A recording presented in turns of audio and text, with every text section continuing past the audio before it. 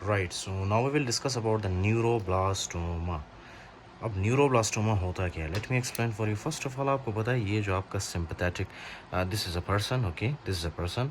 अब ये जो है, this that you can see, this is the vertebral column, okay. ये जो आपको नज़र आ रहा है, this is the vertebral column, right, okay. अब वर्टिब्रल कॉलम के बिल्कुल जो साइड है ना, इसके साइड से क्या निकलता है, इसके साइड से निकलता है हमारे पास sympathetic chain ganglion, okay, sympathetic chain ganglion, इस तरह से, फाइन, ओके। यहाँ से क्या निकलता है, सिंपैथेटिक चेन गैंग्लियन, ओके, इस तरह से निकलता है, सिंपैथेटिक चेन गैंग्लियन कहते हैं इसको।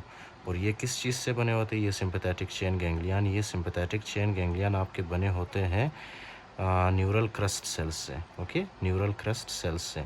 आपको पता है ना, आपके बॉडी के अंदर sympathetic nervous system, parasympathetic nervous system होता है, राइट। तो वो सिंपैथेटिक पैरासिम्पैथेटिक नर्वस सिस्टम कहाँ से निकलता है, यहाँ से, बिल्कुल side of the vertebral column से, ओके, राइट। अच्छा, अब ये जो आपको नज़र आ रहा है, राइट, ये जो मैंने रेड कलर के साथ ड्रॉ किया है, this is called as your sympathetic chain ganglion, okay. This is the sympathetic chain ganglion, sympathetic chain.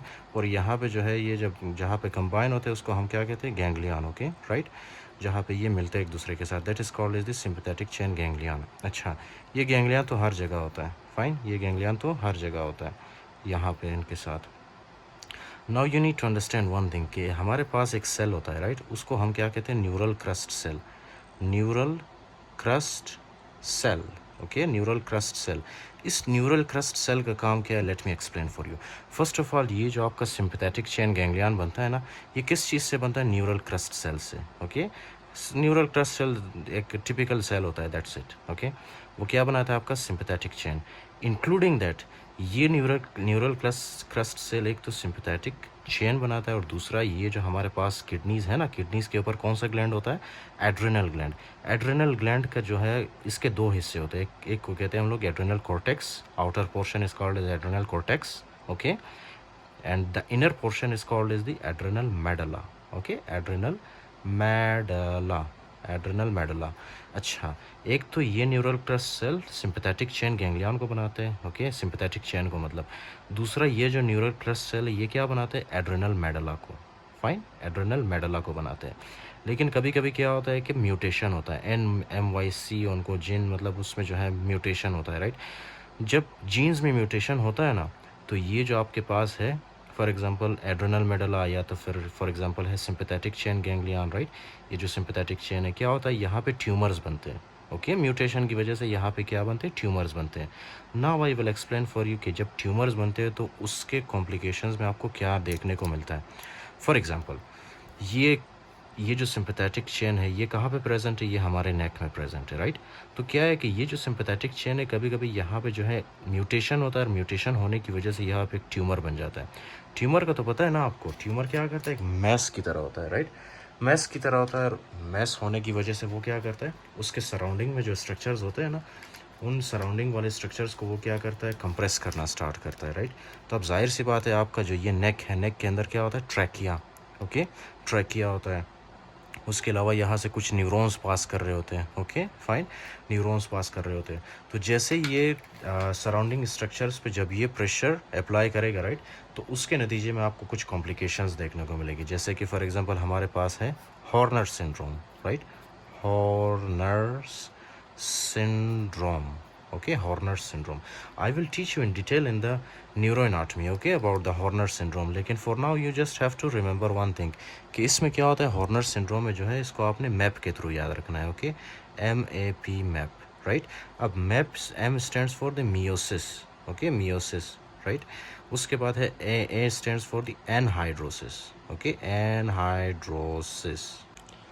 P stands for the ptosis, okay, P stands for the ptosis, right। अच्छा, तो अब ये आ गया हमारे पास, ओके, जब ये ट्यूमर फॉर एग्जांपल जब neck region में नर्व्स को कंप्रेस करता है, तो उससे क्या फीचर आपको मिलता है, Horner syndrome. This is the first thing. The next thing which is very important that you have to remember, sometimes ये जो ट्यूमर है ना सिंपैथेटिक चेन का, ये ट्यूमर कभी कभी क्या होता है कि ये ग्रो करता है हमारे लंग्स वाले रीजन में। फॉर एग्जांपल ये है ना हमारे पास ये फाइबर है सिंपैथेटिक चेन का, तो ये इस फाइबर पे जब ये ट्यूमर ग्रो करता है, राइट, ग्रो करने की वजह से ये क्या करता है, ग्रो करने की वजह से यहाँ से जो है ये क्या करता है, ब्रोंक्यूल्स के ऊपर जो है ये प्रेशर अप्लाई करता है, राइट।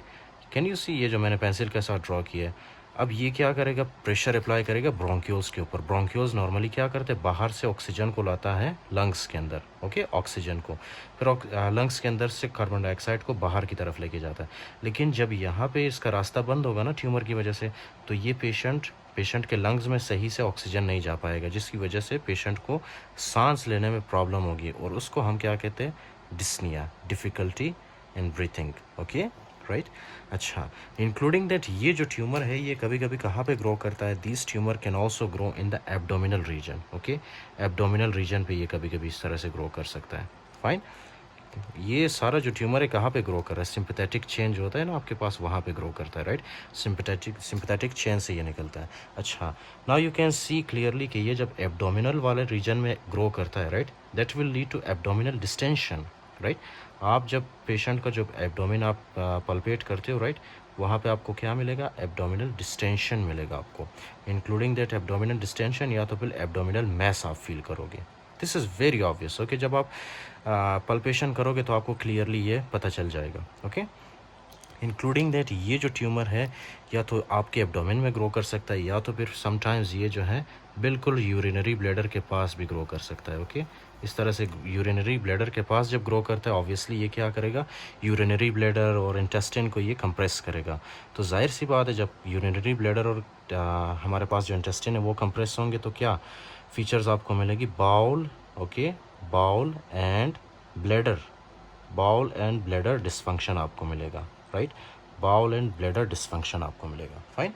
जब ये ट्यूमर यूरिनरी ब्लैडर और इंटेस्टिन के नज़दीक ग्रो करता है, तो ये जाहिर सी बात है ये ब्लैडर और इंटेस्टिन को कंप्रेस करेगा, जिसकी वजह से urinary bladder and bowel dysfunction मिलेगा आपको, okay. So these was all about the sympathetic chain. अब मैंने आपको बताया था कि ये जो न्यूरल क्रस्ट सेल्स होते हैं, एक तो ये सिंपैथेटिक चेन को बनाते हैं, which we discussed in detail कि इसमें होता क्या है। उसके बाद ये जो न्यूरल क्रस्ट सेल है ये एड्रेनल मेडुला को भी बनाते हैं।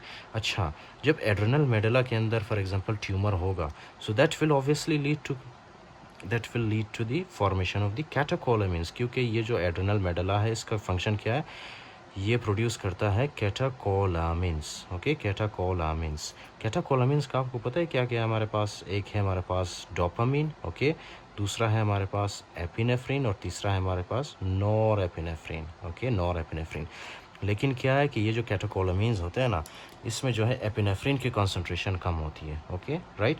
इस ट्यूमर में क्या होता है, न्यूरोब्लास्टोमा में एपिनेफ्रिन की कॉन्सेंट्रेशन कम होती है।